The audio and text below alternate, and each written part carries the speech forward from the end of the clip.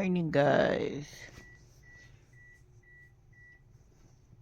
Ano oras na ba? Ano ako natulog kagabi? Tag nito. Ano oras na ba? Hindi pala kagabi. Alas 4 ng maga. Alas 4 ng maga, mga 4:30 ata, pa 5. It's, 12:34. 12:34 na. Grabe, 8 hours din ako natulog Nantok pa ako. Sobrang pagod ko kasi, alam mo yun, lagi akong tatrabaho. Tapos, ganito ako pag sa umaga pagkagising. Hindi totoo yung yung pagkagising mo, gaano ka, nabangon ka agad, yung mga nakikita nyo sa ibang videos, mga vlog. Sakit sa ulo dun.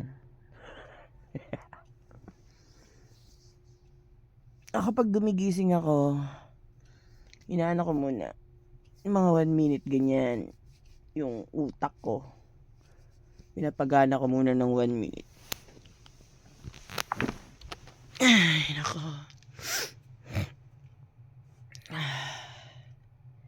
Grabe. Nakabawi ako ng 8 hours na sleep kasi grabe talaga. Mag-iinit muna, kakain muna ako, init ako ng pagkain, tsaka tayo magkwentuhan. Muna ako, sobrang gulo ng bahay namin, alam niyo ba yun? Wala kasi naglilinis. Gusto kong maglinis kaso pagod. Maglilabas muna ako. Yes, muna tayo, sobrang taba na natin. Tinakili-kili ko. Tea.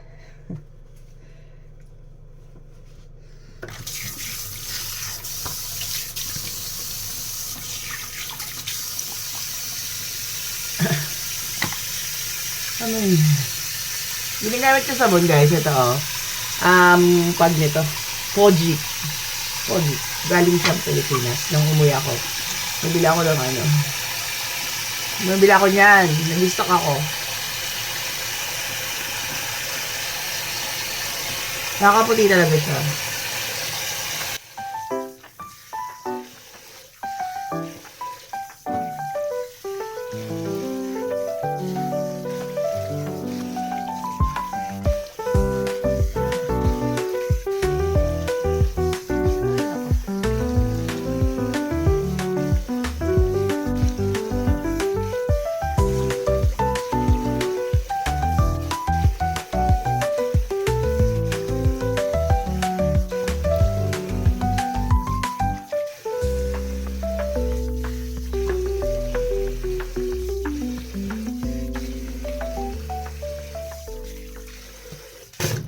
Grabe ako magkusus ng mukha. Kain muna tayo, guys. Nag-iinit ako ng May dala kasi si daddy kagabi na ulam galing sa niya, sa trabaho niya. Kasi sayang naman ko itatapon, so pinapauwi na lang sa kanila. Kaya di rin ako masyadong nagluluto Kasi nga yung asawa ko may dalang pagkain. Meron siyang chicken, with tartar sauce. Ito, napakataw sa inyo. Ayan, kain tayo, guys. Nag-init na ako ng kanin. Gutom na tayo. Tanghali na. Kain tayo. Ikaw tapos kumain. Kain tayo. Nanonood kasi ako ng vlog ni Makulets vlog. Pinapanood ko habang kumakain. Nag-enjoy ako sa vlog niya Nag-enjoy ako sa vlog niya. Ang masarap panoorin, nakakatuwa. Kahit ngayon mga paano to? Yung mga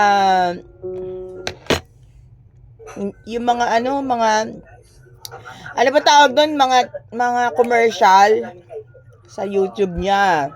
Hindi ko ni-skip kasi maganda rin to, ano rin yun. Doon din siya kumikita eh. So, kailangan natin kailangan hindi ko i-skip siya. Hirap mag-Tagalog.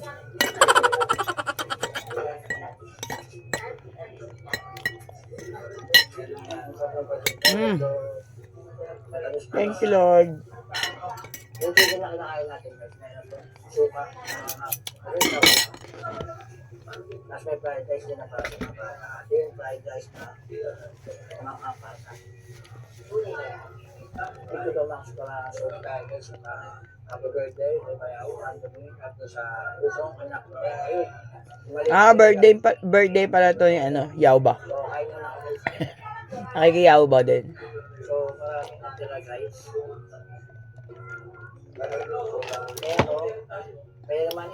Hi, update ko kay later. Yan, tapos na tayo kumain. Laki na ng braso ko. Okay lang yan. Maganda naman tayo. So, maging skincare lang ako sa umaga. Ang ginagamit kong skincare ito, sa umaga ha, yung Melano CC yan. Lahat siya, merong toner, merong kinumpleto ko siya talaga. So, kaya naman ako nag-vlog ngayon kasi gusto ko kayong i-update. Kasi ako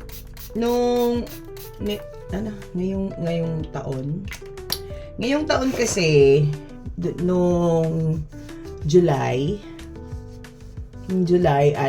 merong sa trabaho namin, health check-up. Tapos, siguro mga 1 month ganyan, mga 1 month. Pagkatapos nun, mga 1 month, saka darating yung result nun.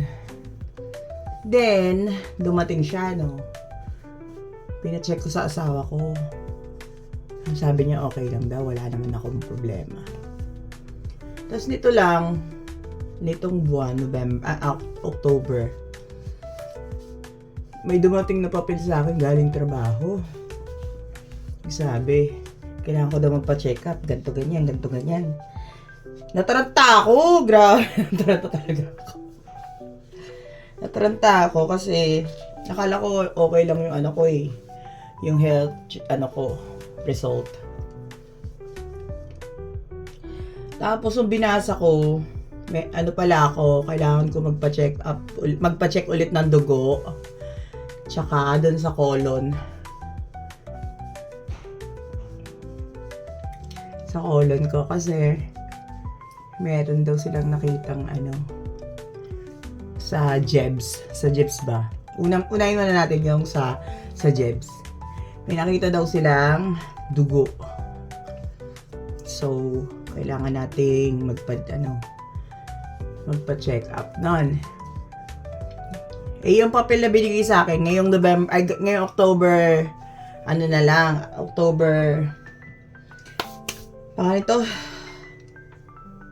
October 31 ang tapos nun.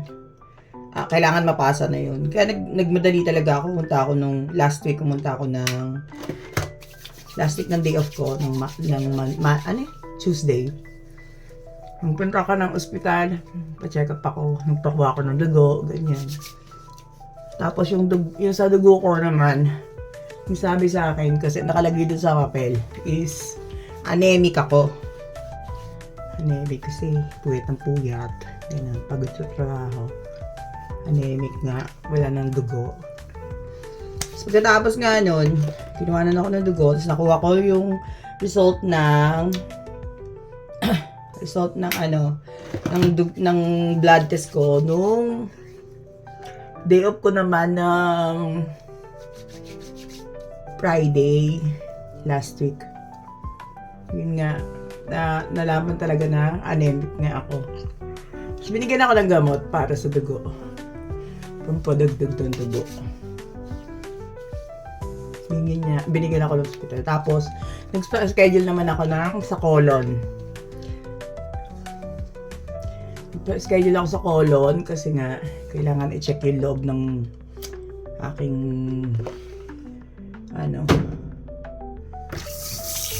loob ng aking katawan. Doon ako kinakabahan eh. Kasi pwedeng may matrace doon na sakit, ganyan.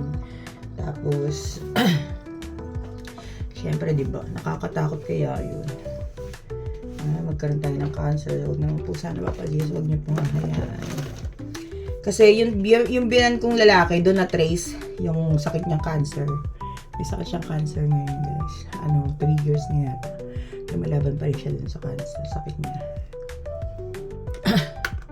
Kaya nakakatakot talaga. Ang schedule ko naman nun is next month ng November 11. Ng umaga. May papainom sa akin, pampajebs. Umaga kailangan na sa hospital na ako, mga 9. Tapos,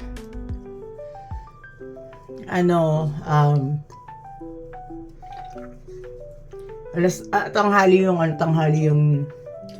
yung aking parang operation, gano'n. Kasi papasukan daw ako ng camera. Papasukan ng camera. Tapos doon titignan kung meron ba akong sakit sa colon, ganyan, sa katawan. Ngayon ang kinakatakot ko, pinagdadasal ko nga yun eh.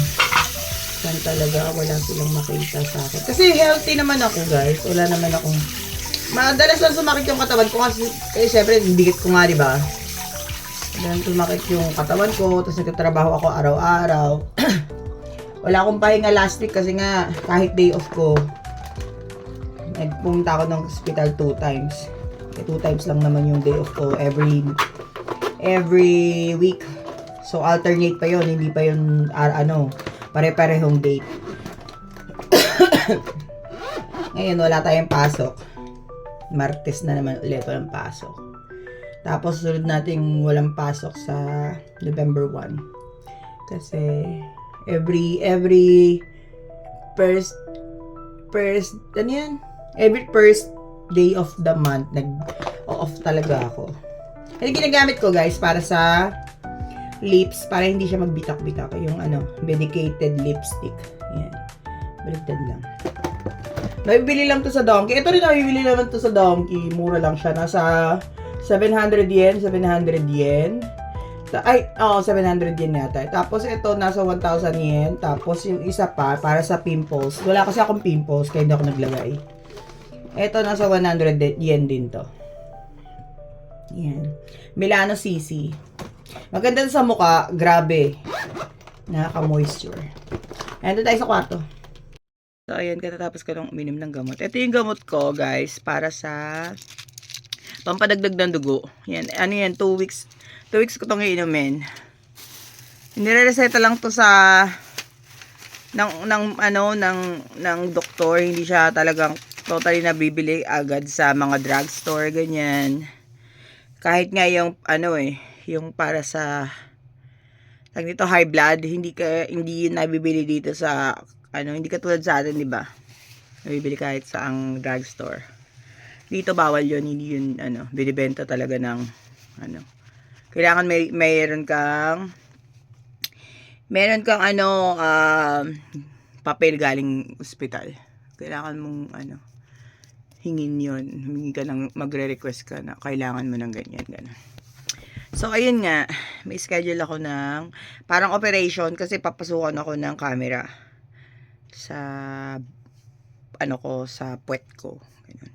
Kinakabahan talaga ako. Alam mo yun. Grabe. Tinatakot talaga ako. Kasi first time yun eh.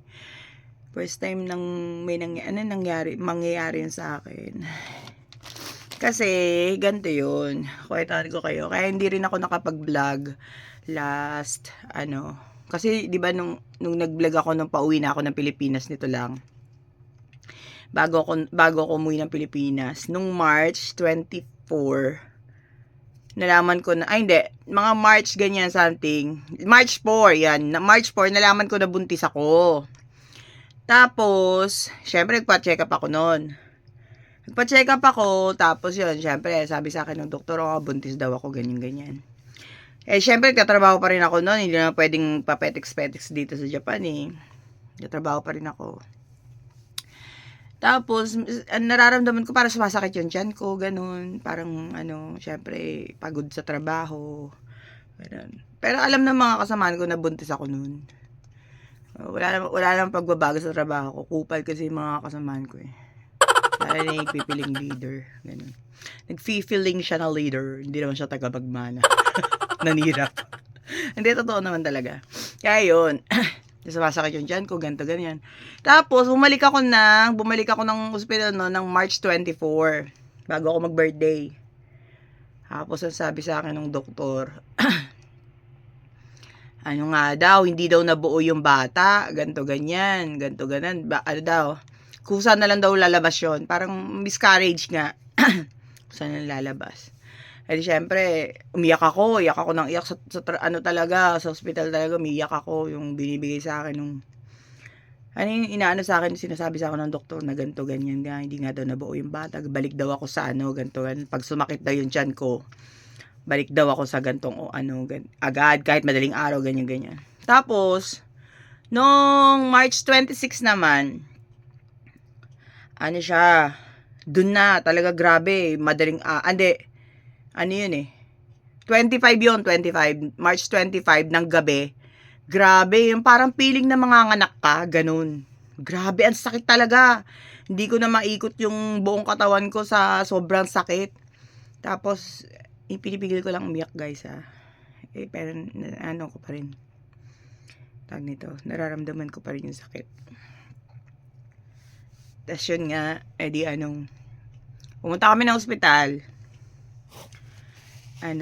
Tag nito, March 25 ng madaling, March 20, 26 na, March 26. Birthday ko kasi March 26 eh. Tapos yun, punta kami ng madaling araw, mga 2:00 yata. Yun, niraspa na ako. Kasi nga, hindi ko na kinakaya, nanginginig na yung buong katawan ko eh. Buti na lang may doktor nung araw na yun. Kasi nga pauwi na daw dapat yung doktor eh, magpapalit na sila nung nag-check up, nagpa-check up ako noon. Magpapalit na sana sila madaling araw. Ayun pa rin yung nagpaano sa akin, nagraspa sa akin. Yung doktor ko pa rin na na pinag-check upan ko. Kasi yun nga, talagang grabe, dinigyan ako ng dextrose, tapos yung, pinabuka na akong ganyan. Nanginginig yung buong katawan ko. Siguro, tag nito, yung bang, tawag nito? Yung, kinakabahan na basta may tawag dun eh. Nininervyos talaga ako, sobra. Tapos, yun nga, nararamdaman ko yung pagkayod sa akin, guys. So, grabe, ang sakit talaga. Sumisigaw talaga ako sa operating room, tapos naririnig lang nung asawa ko. Tapos yun nga, pagkatapos nun, siguro mga 5 minutes lang, ganun. Tapos tapos dinila ako sa room ko. Tapos yung asawa ko, sorry, sabi niya sa akin, mama, sorry, ganyan. Tapos yun, ako doon, nagstay ako ng one day lang. Tapos, yun nga, humingi ako ng ng papel galing sa ospital na kailangan kong mag-absent ng ganito. 2 weeks akong umabsent doon kasi nga, syempre, hindi pa kaya yung katawan ko, bagong raspa. Kaya yun, hindi ako nakapag-vlog talaga. Kasi nga, parang nawalan ako ng gana. Nawalan ako ng gana sa lahat. Basta nagtatrabaho lang ako araw-araw, ganyan. Hanggang sa yun nga, sabi ng asawa ko, umuwi ka muna kaya sa Pilipinas para makapag-relax ka, ganyan. Tapos, tag nito, dapat ako lang yung uuwi ng Pilipinas. Sabi ko, sama ko yung dalawa para first time din lang makauwi ng Pilipinas kasi. Yun nga, pumunta na kami ng Pilipinas. Saan nangyari na ganito, ganyan. Pero sabi kasi sa akin ng doktor, kasi niraspa nga ako, 'di ba? Nalaglagan ako ng anak. Pangalan nito?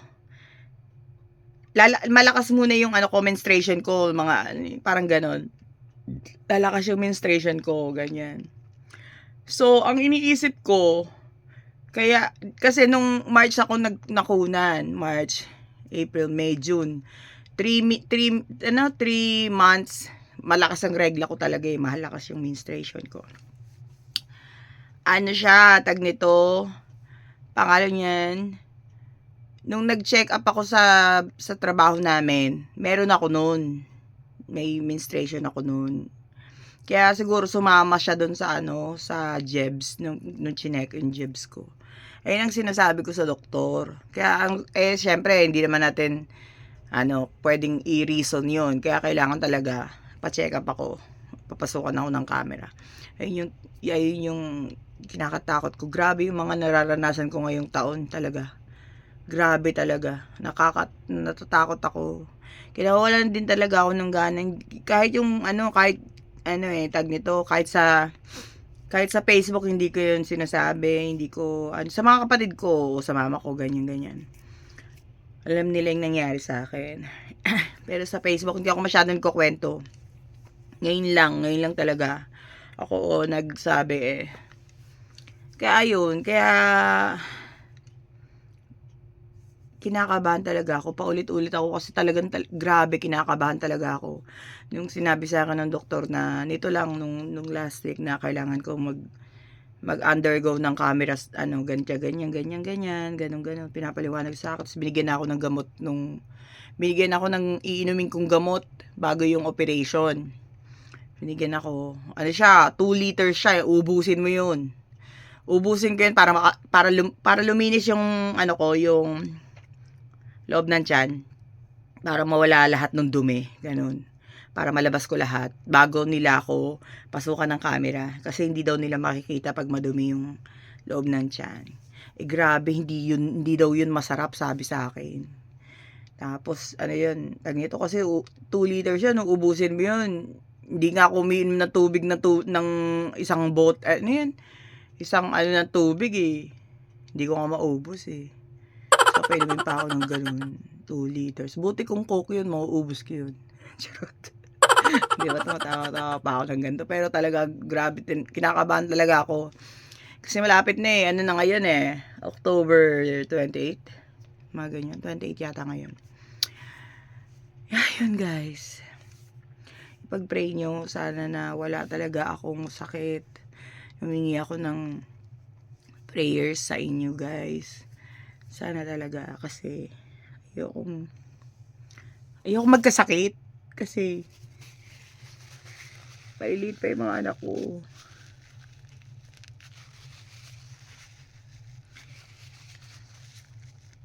Buti kung mag-isa lang ako sa buhay, diba? Ayoko talagang umiyak. Grabe. Kaya yun. Gusto kong magpagdasal nyo ako guys. Nagdasal din ako kay Papa Jesus araw-araw bago ako matulog. Hindi talaga ako iyakin kasi kilala akong gangster eh. Siyempre, hindi naman laging matapang tayo, di ba? Dati, nakikipagsapakan ako kahit saan. Kahit dito sa Japan, nakikipagsapakan ako talaga. Pero syempre, lumalaki yung mga anak ko. Nagiging malambot na. Lambot na ako. Hindi pwede yung ganun lagi. Kaya yun. Sana ipag-pray nyo. Ayun lang guys. God bless. See you on my next vlog. Sana maganda yung result ng ating magiging check-up next month. Siguro mga next month na makakapag-vlog ulit. I don't know kung makakapag-vlog ako, kung makakagala kami. Yan. Basta ingat kayo lagi.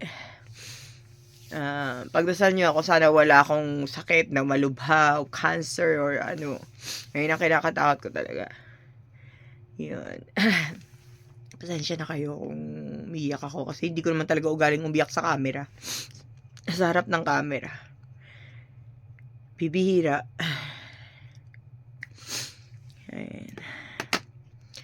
See you on my next vlog. Bye. Salamat guys. Nalabas ko yung sama ng loob ko. Ay, yung nararamdaman ko. Actually, hindi naman siya sama ng loob. Yung nararamdaman ko talaga. Wala kasi talaga akong masabihan eh. Kaya yun. Pasensya na kayo. Bye. Please like, share, and subscribe.